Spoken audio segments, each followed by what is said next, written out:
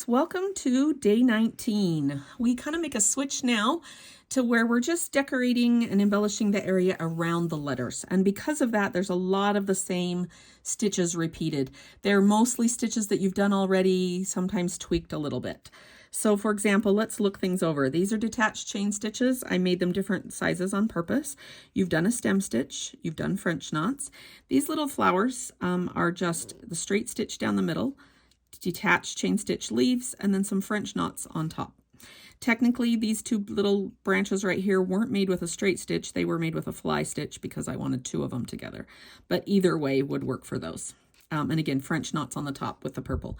This is a star stitch, and that is a new stitch, so we'll talk about that one.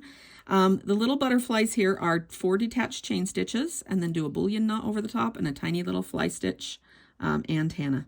And I originally did this one with a gray. Well, first I did it with a black and it didn't show up. It looked funny. Then I did it with a gray and I didn't love it. And so when it came time to do these, I went ahead and decided to do them in white. And so when I gave the instructions for this guy, I said, you can do them in any gray or black or white that you have.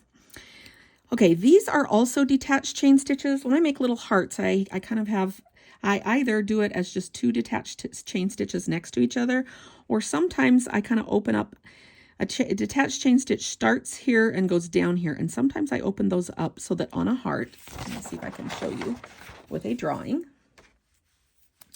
On a heart, I'm going to do a chain stitch. Let's make sure you can see this. That instead of, okay, typical chain stitch, I start here, make a loop, go down here, and then tack it down. If I'm making a heart, I come out down here, make my loop, and go down in at this spot on the heart and tack it down. And then I come out over here, make a loop, go down over here, and tack it in over there.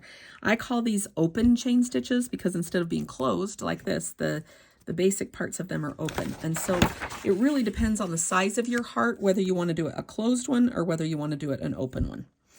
Okay, and the last thing on this one is to recreate this flower right here, kind of in the same fashion. It doesn't have the little wool underneath, so I went ahead and did my